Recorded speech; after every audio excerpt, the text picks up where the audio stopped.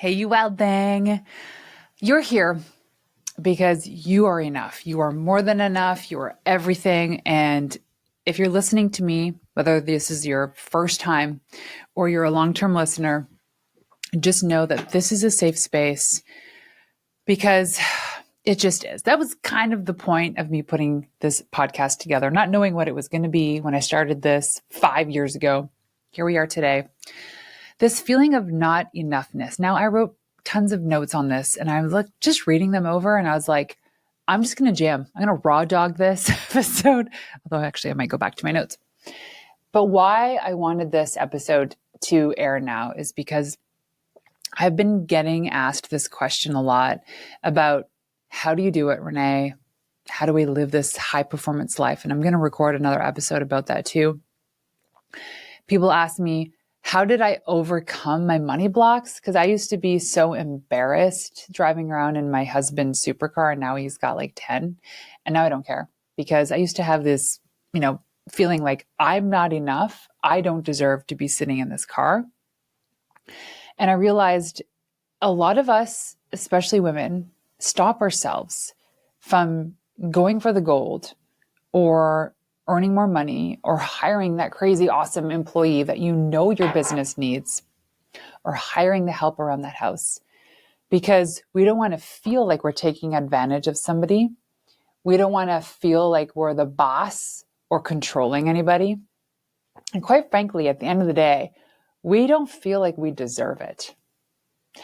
Ask a man if he's qualified for a job that he really, really wants, and he's only 60% qualified, he'll still apply for it. A woman, she'll have to feel like she's 100% qualified for the job before she applies for it. I think there's a lot to do with our society, our conditioning, and I'm really curious to see what the generation, 2 to 3 generations from now, and those girls growing up, how this all shifts. Because I see there's a massive shift happening now. And it's beautiful, but it's also, there's a lot of responsibility for women to break these molds of expectations. And the not enoughness, it's a disease. The not enoughness, it's a paradox. It's a double bind. There's so much in it. This system is profiting off us not feeling enough. Think about it. From expensive Botox to expensive hair extensions to always getting our nails done because we don't ever feel pretty or young enough. Mind you, men can go salt and pepper and look cool, and men age gracefully. A woman is expected now most homes are expected to have a double income. And by the way, the cost of living is ridiculous that is the case for a lot of families, yet still raise the kids and yet still do that other job at home. At the end of the day, we never feel like we're getting enough sleep or enough rest or enough water. Quite frankly, what we're getting too much of is the crap. We're getting too much of bad nutrition, too much media, too much social media, too many terrible experts. And so this feeling of not enoughness isn't just in your head, it's all by design. There is the achievement treadmill, and it's rigged. Like, hey, let's dangle this carrot. And then you run up to it, you get it, you finally get the carrot, and everyone says, oh, that's not actually the carrot you want to get. You need to get the bigger one. And then you go for the bigger one and then you get it. And then they're like, yeah, but then there's another one. There's always another level and there's always another devil. And this feeds the dopamine. It gives you these dopamine hits. There's the next thing to conquer. And so we can never be satisfied with what we have because we always feel this pressure to do the next thing or be the next version of ourselves. I remember after I sold my agency, people asked me, what's next? And I get it. They innocently asked me what's next because they're curious. But then I also felt this pressure to have this plan for what's next. And when I said, I don't know, it made me feel dumb. It made me feel lazy, not good enough. Why do I have to have a beautiful 10-year plan for what's next when I don't even know what I'm having for dinner? So the pressure, it's just rigged against us.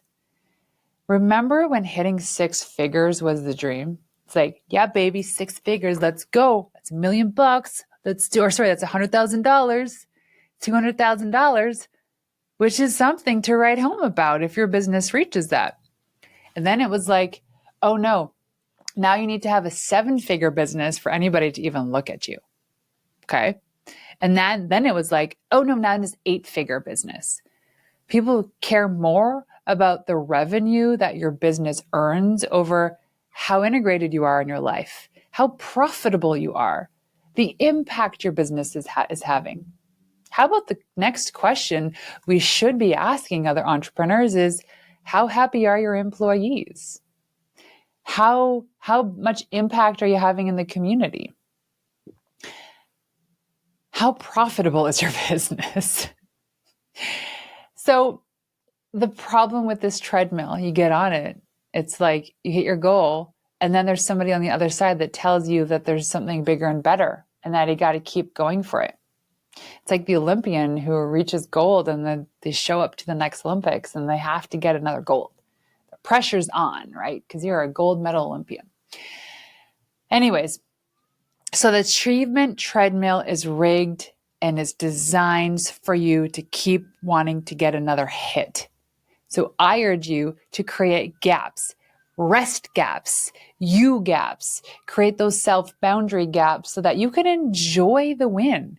Enjoy it. Like Into the Wild turns 5 years old on April 27th, and I'm going to enjoy it. My event on June 12th in Kelowna, BC, called the Pink Skirt Project, is going to be awesome. The 2 subsequent days, we're actually hosting a mastermind for some of the speakers, and it's a lot. So when I looked at the Monday after the event, I booked Monday and Tuesday off completely, left it open. I'm not scheduling a spa. I'm left it open for me to just pitter patter, do whatever I want those days. Because I know that feeling of success in business for this event, for instance. I'm confident we're going to do well and sell out. The problem is that I'm worried that I'm going to have to go right back into work on that Monday. So I scheduled that time for myself. The not enoughness in me is like, oh no, I need to go and check my emails. I need to go and make sure the people that attended the event had everything that they expected. Nope. I'm just going to sit and I'm going to rest in it being done and be proud of myself for doing it, because the achievement treadmill is rigged for me to want to be exhausted.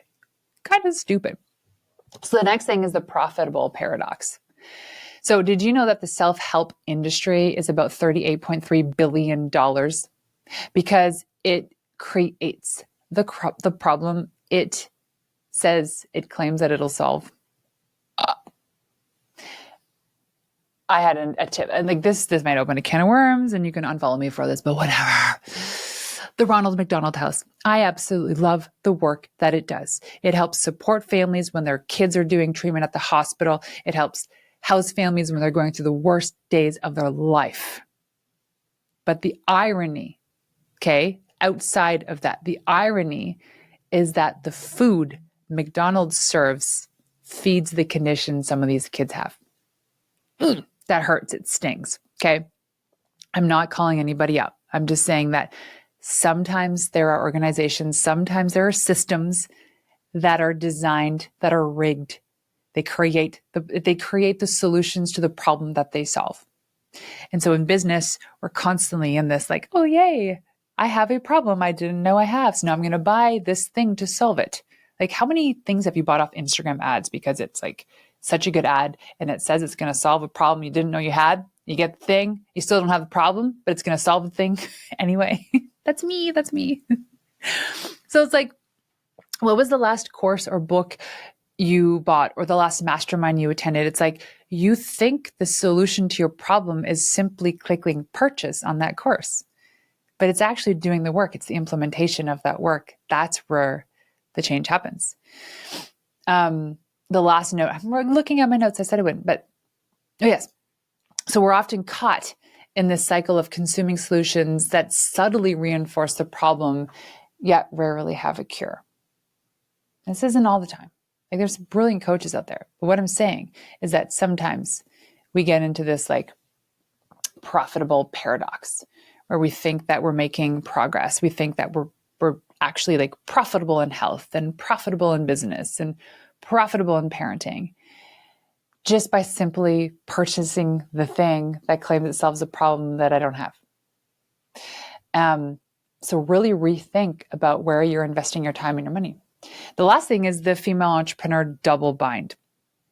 So men are socialized, and I talked about this, to overestimate their abilities when women are trained to underestimate theirs. And that's why Jamie Kern Lima wrote the book, where is it? Oh yeah, Worthy. I'm actually looking at it. It's a great book, by the way. So in our society, we're conditioned to feel like we're not worthy of health and beauty and success and driving fancy cars and being able to buy all the things that we want. We're conditioned to not feel worthy to delegate or to hire help at home. You know that the hardest part in me getting a Betty, our house manager, was that not only did I not feel like I deserved it, I was worried what my parents would say. I was worried what society would say, because I already got those half-assed comments saying, oh, who are you to have the help? Well, if Betty's doing all that stuff, then what are you doing?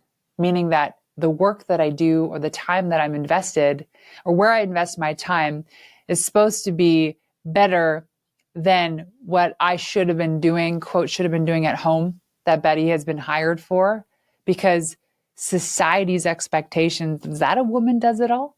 So that means if I've hired somebody to care for my kids, I better be changing the world. I better be creating a rocket to go to Mars, because how dare I hire somebody to raise my kids? Well, here's a fact. If your kids are in the care of anybody else, like daycare, if you send your kids to school, your kids are being raised by somebody else. Every teacher, every supply teacher, every caregiver is inherently raising your child. It's not a fun fact for some. So if you catch yourself in those moments, looking at somebody maybe like me saying, well, if Betty is the one picking your kids up after school every day, then what are you doing with your time? Well, she's raising my kids, and we know that. And I'd rather her be with my kids than most other of kids' parents. You know what I mean?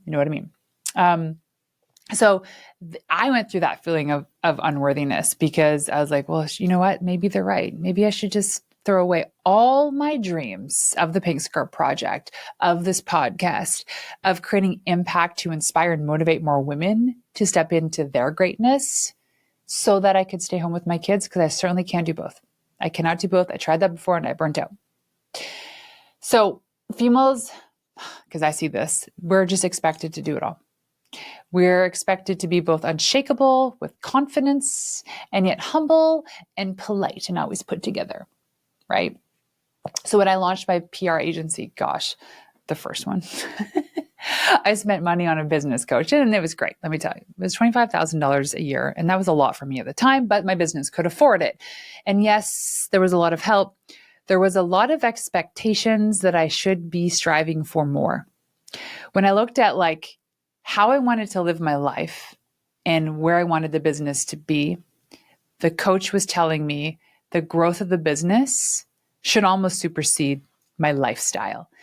And we're learning more and more that how you live in terms of the life that you've created, life by design, how you show up as a mother or a partner or in your business or as somebody in community or as an employee isn't as important. Oh my gosh, did you hear that sound? That sound, cha-ching, was actually a ticket sale. I love that. Talk about, you know what? In this moment, can we celebrate that cha-ching was another sale for the Pink Skirt Project, and I'm doing this and I'm celebrating it because I feel worthy. I feel like enough. Imagine if I was a stay-at-home mom not pursuing this dream of mine, I would not be creating the impact that I know I'm going to have on these women in that room on June 12th. That cha-ching could not have come at a better time. Now I forget what I was saying. Oh yeah, the agency. Careful who you get your information from. Careful who you get your motivation from.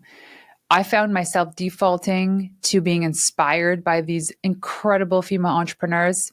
And I was like, how are they doing this all? I don't get it. We still have the same 24 hours in a day. And I realized they don't have kids. They don't have kids. And when I realized that, which should have been obvious, but it wasn't, I resorted back to the women that I had admired previously that were raising a family. So when you're often feeling like you're not enough, it's because you're not surrounded by the right people or the right mentors who are making you feel that way. So I urge you to find people in your life who have similar values, who have similar dreams, or already achieving these things that can just build you up. For me, it's like Mel Robbins. I absolutely adore Mel Robbins. I think she's an incredible soul, incredible human being. I love Kate Northrup. She's also somebody I admire deeply. I love Gabrielle Reese. I love her podcast. So when I started to look at the women who are just loving their life, and you can tell because that energy just oozes out, I started following them and I started to learn from them because they're not always on. They're not everywhere, and they're certainly not everything for everybody. They prioritize their health, they prioritize their family, and then everything else. And they're successful because they define success on their own terms. So the real damage of letting somebody else tell you how to feel, the real damage in letting somebody else essentially take your worthiness away is that you can't be happy. You can't create the impact that you want. Anything you pursue, if you want to start a company, if you want to sell your company, if you don't want to be an entrepreneur anymore and you want to go do something else, then do it. Who cares? You are so worthy of it. You are absolutely so worthy of it. Can you imagine a world where people are happy because they're living the life that they want to live, regardless of what other people are saying? Like the lawyer's son not going to law school and instead becoming a farmer because that's been his dream. Or the swimmer, Olympian who expects their kids to also be professional swimmers, and that those kids go on to not even do sports at all because that's what they love. Like, stop giving in to the pressure to follow a path that isn't in line with what you want to achieve. Because the feeling of unworthiness comes from going the course of what's expected of you, doing the thing that you don't want to do to appease other people. Be a goddamn trailblazer. Make your own trail, because as soon as you get happier and healthier and you become the light, you become the beacon, you impact so many other people. And those are the entrepreneurs. Those are the women that this world needs. Why did I choke on that word? We need you. So go and do it. And if you want to join me for a powerful day, June 12th, Kelowna, BC, the Pink Skirt Project. Hit me up on Instagram, Renee_Warren. Let me know if you have any questions about worthiness or the event. But I really, really hope to see you there. Until next time, ladies, peace out.